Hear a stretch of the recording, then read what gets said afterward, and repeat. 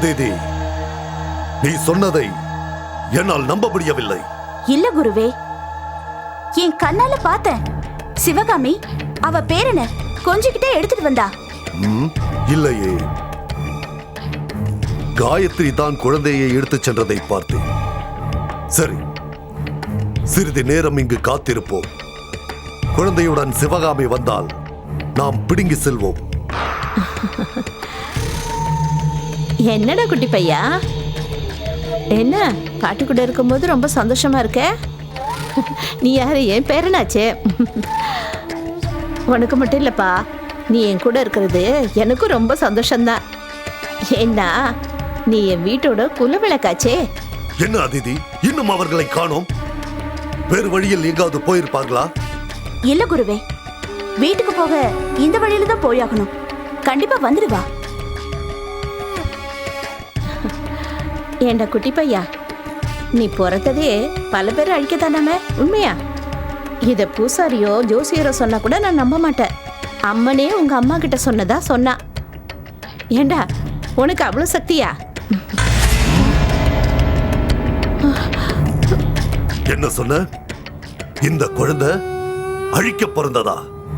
இங்கே பார், இந்த குழந்தை அழிக்க பிறந்ததல்ல, அழிய பிறந்தது. கொண்டா. ஏய், நீ யாரு? எதுக்கு ஏன் பேரனை புடுங்க பாக்குற? போயிடு, மரியாதை இங்க இருந்து போயிடு, இல்லைன்னா ஊரை கூட்டிடுவேன். சும்மா பேசாதே. இந்த குழந்தையை அழித்தால்தான் என்னுடைய வாழ்க்கை நன்றாக இருக்கும். ஏனென்றால் எந்த உலகை அழிக்கக்கூடிய சக்தி இவனால் எனக்கு கிடைக்கவிருக்கிறது. கொண்டா. முடியாது, முடியாது, நான் தர மாட்டேன். என் பேரனை கொடுக்க மாட்டேன். உன்னிடம் சொல்லிவிட்டு இந்த குழந்தையை எடுத்து செல்வதற்காக நான் இங்கு வரவில்லை. இந்த குழந்தையை எப்படி எடுத்து செல்ல வேண்டும் என்பது எனக்கு நன்றாக தெரியும்.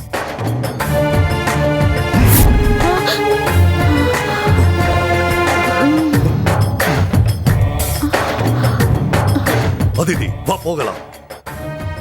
நம்முடைய நீண்ட நாள் ஆசை நிறைவேறப் போகிறது. யாகம் நடத்தி இந்த குழந்தையை காளிக்கு பலி கொடுக்கலாம். அதிதி, இந்த உலகத்தை ஆளக்கூடிய சக்தி எனக்கு கிடைக்கப் போகிறது. வா.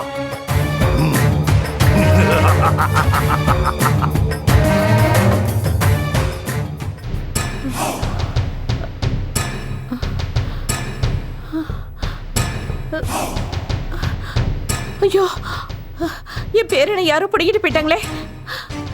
அந்த பாவி என் பேரனை அழிச்சு உலகத்தை ஆள போறதா சொன்னானே. ஐயோ, என் பேரனை என்ன செய்வான்னு தெரியலையே. அம்மா தாயே, என்னம்மா இது விளையாட்டு? என் பேரன் எங்க? அவனை நீதாமா காப்பாத்தணும். அவனை எங்களுக்கு கொடுத்துருமா தாயே. நீதாமா அவனை காப்பாத்தணும். அவன் திரும்ப வர்ற வரைக்கும் நான் உன் கோயிலை விட்டு போக மாட்டேன். எனக்கு என் பேரை வேணும். அவனை நீதாமா காப்பாத்தணும். நீதாமா காப்பாத்தணும் தாயே.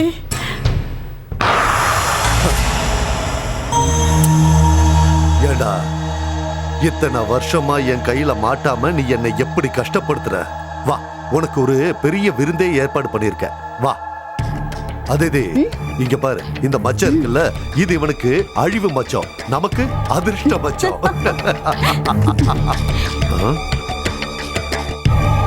என்ன குருவே, ஏதாவது மறந்துட்டீங்களா? அதிதி, நீ அங்கு பலிபீடத்தில் என்னுடன் இருப்பதை விட தனியாக இருப்பதுதான் நல்லது. ஏன் குருவே, எதுக்காக அப்படி சொல்றீங்க?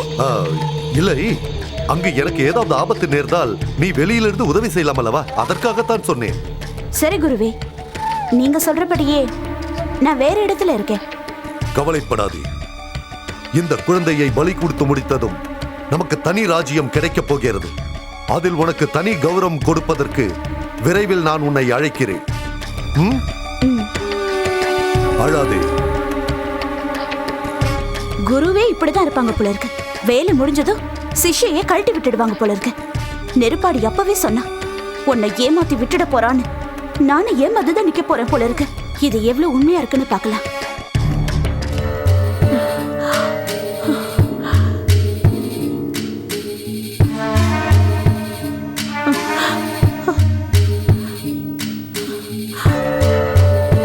அம்மா தாயே, என்னம்மா இது உன் விளையாட்டு? குழந்தைக்கு ஏன் இப்படி எல்லாம் ஆபத்து வருது? காயத்ரி வந்து கேட்டா நான் என்னமா பதில் சொல்லுவேன்? தாயே, ஏற்கனவே ஜாக்கிரதையா இருமான்னு சொல்லி கொடுத்தோம். நான் இப்படி ஏமாந்து எவங்கிட்டயே குழந்தை கொடுத்துட்டு நிக்கிறேனே. என் குழந்தைய நீதாம்மா காப்பாத்தணும். அவனுக்கு எந்த ஆபத்தும் வரக்கூடாதுமா. அத்தை, என்னத்த என்னாச்சு? ஏன் கண் கலங்குறீங்க? நான் குழந்தைய தூக்கிட்டு போயிட்டு இருந்தேன். ஒரு பாவி என்ன மயக்கமாக்கிட்டு குழந்தைய தூக்கிட்டு போயிட்டாமா. குழந்தை இங்கதான் என் கூட இருக்கா. நீங்க எப்ப தூக்கிட்டு போனீங்க? உங்ககிட்ட தான் இருக்கா? ஏன் காயத்ரி, நீ தானே குழந்தைய என்கிட்ட கொடுத்து வீட்டுக்கு தூக்கிட்டு போங்கன்னு சொன்ன? ஐயோ அத்தை, நான் உங்ககிட்ட எப்ப சொன்னேன்? நான் சொல்லவே இல்லையே. அதுவும் தனியா தூக்கிட்டு போக சொல்லணும்னா? இல்ல, நீ தானே சொன்ன. நான் சரின்னு குழந்தை எடுத்துட்டு போகும்போது அந்த பாவி நீ கூட சொன்னியே, அவன் முகமே சரியில்லை, அவன்கிட்ட குழந்தைய கொடுக்க கூடாதுன்னு. அவன் தான் நம்ம குழந்தைய எடுத்துட்டு போயிட்டான். உன் குழந்தை சாதாரண குழந்தை இல்ல, அவன் பல கெட்டவங்கள அழிக்கக்கூடிய குழந்தை. சரிம்மா, ஏதோ அப்படி நடந்துருச்சு. ஏன் நடந்ததுன்னு நம்மளை விட அவளுக்கு நல்லா தெரியும். எல்லாம் அவ விளையாட்டுன்னு நினைக்கிறேன். நம்மளோட குழந்தைதான் பத்திரமா இருக்கே. இனிமே கவலைப்படாதீங்க. என்ன நடந்தது? என்கிட்ட வந்து வீட்டுக்கு போக சொன்னது யாரு? ஏன் குழந்தைய கடத்தணும்? அந்த குழந்தை இப்ப எங்க இருக்கு? ஐயோ, எனக்கு எதுவுமே புரியலையே. எனக்கு எல்லாம் புரிஞ்சு போச்சு. அவ ஆடுற நாடகத்துக்கு பிள்ளையோட உருவத்தை ஆயுதமா எடுத்துக்கிட்டா.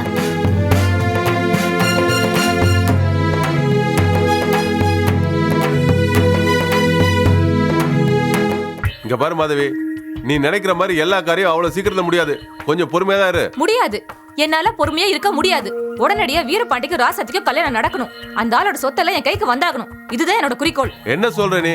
வீரபாண்டிக்கு ராசாத்திக்கும் கல்யாணம் நடந்துச்சுன்னா அந்த சொத்தெல்லாம் ராசாத்தி பேருக்கு தான் எழுதி வைப்பாரு. எப்படி உனக்கு அது வரும்? அதெல்லாம் எனக்கு தெரியாது கலையா. அந்த ஆளோட சொத்தெல்லாம் என் கைக்கு வந்தாகணும். இல்ல, நான் முதல்ல சொன்ன மாதிரி அந்த ஆளை கொலை பண்ண கூட தயங்க மாட்டேன். அந்த வீரபாண்டி எல்லாருக்கும் ஒரு உதாரணமா இருக்கணும்.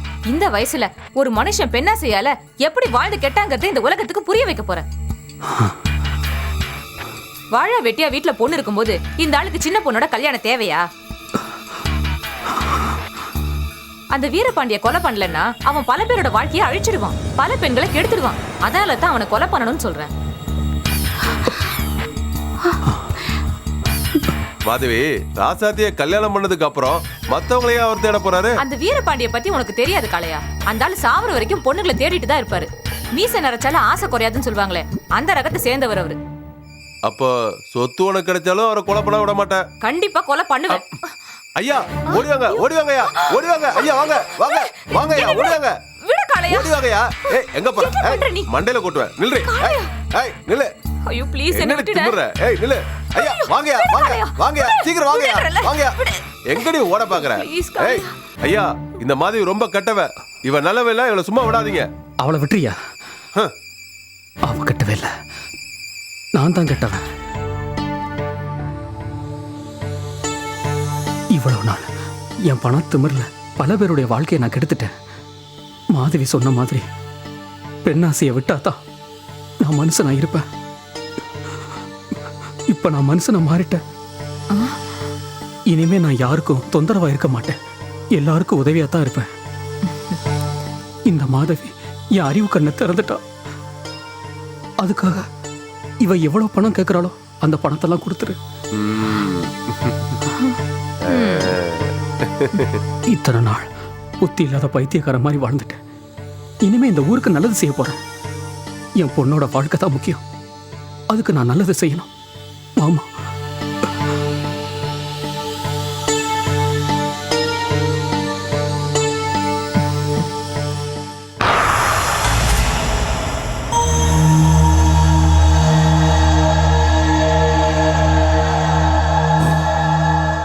ஓம் காளி, மாகாளி, உன் பக்தனின் ஆசை நிறைவேறும் கட்டத்தை நெருங்கிக் கொண்டிருக்கிறது. உன் ஆசையும் ஆசீர்வாதமும் எனக்கு கிடைக்க எப்பொழுதும் நீதான் எனக்கு வழி செய்ய வேண்டும். வா தாயே, என் முன்னால் வா. குழந்தையை பலி கொடுத்து அதன் ரத்தத்தை உனது காலடியில் அபிஷேகம் செய்கிறேன். வா தாயே, வா, சீக்கிரமாக வா. என்ன தாயே, ஏன் இந்த தயக்கம்? ஏன் உன் மகன் அழைத்தும் வர தயங்குகிறாய்? வா தாயே, வா.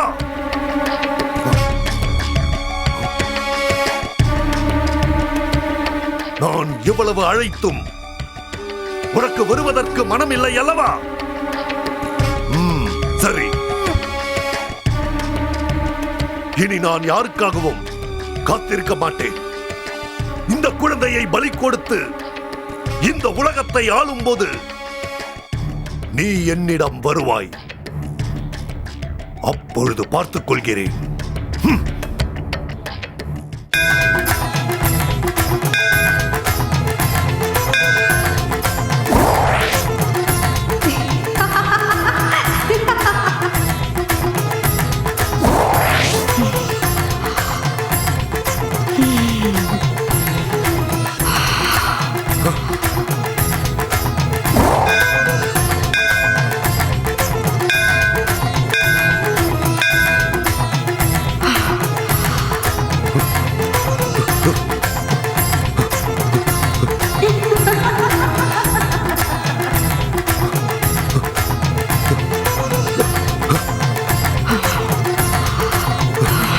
இந்த உலகத்துல நல்லது செய்யறவங்களுக்கு நல்லதுதான் நடக்கும், கெட்டது செய்யறவங்களுக்கு கெட்டதுதான் நடக்கும். கெட்டவங்க உடனே அழிஞ்சா அவங்க செய்யற தப்பெல்லாம் மத்தவங்களுக்கு தெரியாம போயிடும். அதனால தான் பல பேருக்கு தெரியற மாதிரி அவங்கள தப்பு பண்ண விட்டுட்டு அதுக்கப்புறம் அழிக்கிறேன்.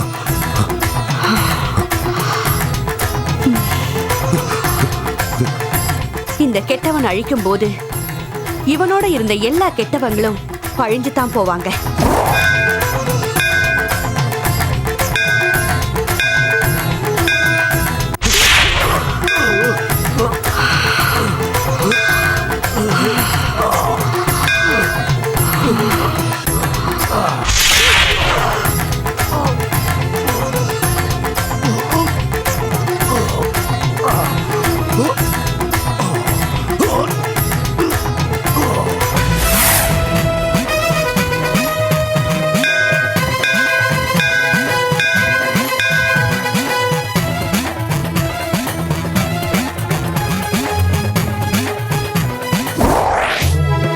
இனி எல்லாமே நல்லபடியா தான் நடக்கும்.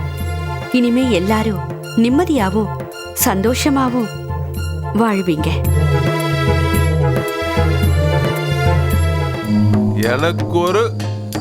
எனக்கு ஒரு உண்மை தெரிஞ்சாகணும். ஐயா அம்மா உங்களை தான் கேட்கிறேன். எனக்கு ஒரு உண்மை தெரிஞ்சாகணும். யோ, நான் சொல்றது உங்க காதுல விழுகுதா? எனக்கு ஒரு உண்மை தெரிஞ்சாகணும்.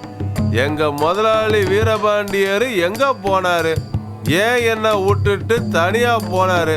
அவருக்கு என்ன ஆச்சு? எனக்கு ஒரு உண்மை.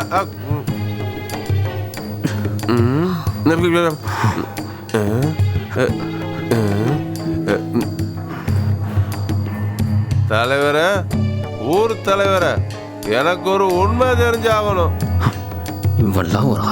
பாயிண்ட் நம்பர் 1, என் முதலாளி வீரபாண்டியர் எங்க போனாரு? பாயிண்ட் நம்பர் 2, ஏன் என்ன கூட்டு போகாம தனியா போனாரு? பாயிண்ட் நம்பர் 3, அவருக்கு என்ன ஆச்சு? இது தெரியாம என் மண்டைய குழம்பி போயிடும் போல இருக்க.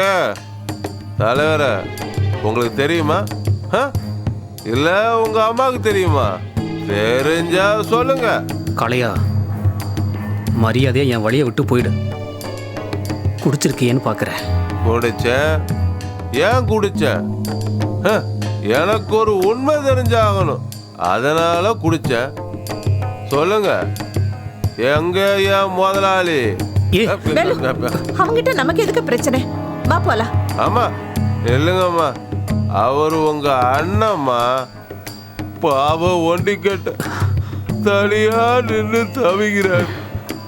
அவர் பொண்ணு பூஜா பாலா வெட்டியா தவிக்கிறா. நான் எங்க முதலாளி இல்லாம தவிச்சிட்டு இருக்கேன். எங்க வேதனை இந்த ஊருக்குள்ள யாருக்குமே புரியாதா? நீங்களாவது உங்க அண்ணனை பார்த்து பேசிருக்க கூடாதா? இந்த வேதனை தாக்காம அவரு வீட்டை விட்டே போயிட்டாரப்பா. ஏய், அவரு வீட்டை விட்டுலாம் போக மாட்டாரு. ஏன்னா இன்னும் எத்தனை பேருடைய குடும்பத்தை கலைக்கணும் அவரு, எவ்வளவு பேருடைய வாழ்க்கையை கெடுக்கணும் அவரு. அதெல்லாம் செய்யாம வீட்டை விட்டு போயிடுவார் அவரு. யோ, வீட்டில் தான் இருப்பார், போய் தேடியா போயா. வேலை, நீ சொன்ன மாதிரி அவரு கெட்டவரு தான், நான் இல்லைன்னு சொல்லல. ஆனா இப்ப அவரு நல்லவரு. மக வாழ்க்கைய பார்த்து ஐயோ என்னால என் மக வாழ்க்கை பாதிச்சிருச்சேன்னு அழுகிறாரு. ஒரு மனுஷன் மத்தவங்கள பார்த்து எப்ப அழ ஆரம்பிக்கிறானோ அப்பவே அவன் நல்லவன் ஆயிட்டா. வேலை, அந்த வகையில பார்த்தா நானும் இப்ப அழுகிறேன் பாரு. நானும் நல்லவன் தான். சோறு போட்ட முதலாளி இல்லாம தாய் இல்லாத குழந்தை மாதிரி தவிக்கிறேன் பாரு. நானும் நல்லவன் தான். நானும் நல்லவன் தாயா.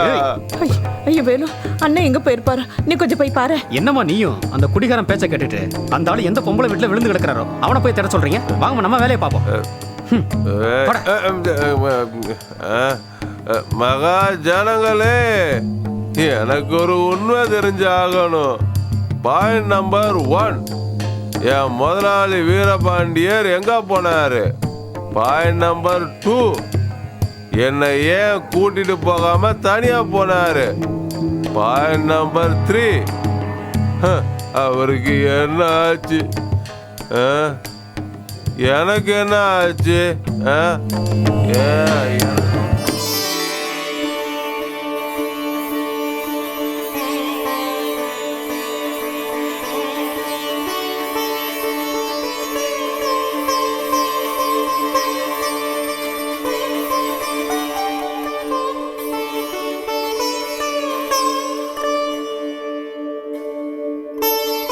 என்ன எல்லாரும் இப்படி பாக்குறீங்க? நான் கெட்டப்ப மட்டும் மாத்திக்கல, இனிமே என்னையே நான் மாத்திக்கிட்டேன். இனிமே இதுதான் என் கோலம். பல பேருக்கு நல்லது பண்றதுதான் என் வாழ்க்கை. ஐயா, உங்களை இந்த நிலைமையில பார்க்கும்போது எனக்கு எவ்வளவு சந்தோஷமா இருக்கு தெரியுங்களா? அந்த சந்தோஷத்தை விட இனி ஒரு சந்தோஷமான விஷயத்த சொல்றேன். எனக்கு இருக்கிற சொத்துல ஒரு பாகத்தை இந்த கோவிலுக்கும், இன்னொரு பாகத்தை என் பொண்ணு பூஜாவுக்கும், இன்னொரு பாகத்தை உங்களுக்கு வச்சுக்கிட்டீங்களா ஐயா? இல்ல, உனக்கு எழுதி வச்சிருக்கேன். ஐயா, நீங்க தான் என் தெய்வம். உங்களை நான் எப்பவும் மறக்க மாட்டேன். ஐயா, எனக்கு சொத்தெல்லாம் வேணாம் ஐயா. உங்க கூட இருந்து உங்களுக்கு சேவை செய்யற பாக்கியம் மட்டும் கிடைச்சா போதும்யா. காளையா, நான் வாழ்ந்து அனுபவிச்சுட்டேன். நீங்க தான் இனிமே வாழணும். பூஜா, நீ எப்படி வாழணும்னு நினைக்கிறியோ அப்படியே வாழ்ந்துக்கோ. இனிமே காளையந்தான் உன் அண்ணன், அவன் உன்னை பார்த்துப்பான். காளையா, நீ விருப்பப்பட்ட மாதிரி இந்த டீச்சரையே கல்யாணம் பண்ணிட்டு நீ சந்தோஷமா வாழு. என் மருமகன் வேலு அன்னதானம் போடுற விஷயத்தையும் இந்த கோயிலையும் நானே பார்த்துக்கிறேன். ஐயா, அதெல்லாம் சரி. நம்ம பூசாரிக்கு இருந்த ஒரே தொழில் நம்ம அம்மனுக்கு சேவை செய்யறதுதான். இப்போ அவருக்கு அந்த வேலையும் போயிடுச்சுன்னா? காளையா, அவர் தாண்டா இந்த கோவிலோட பெரிய பூசாரி, நான் சிஷ்யன் சின்ன பூசாரி. அப்ப சரிங்கய்யா.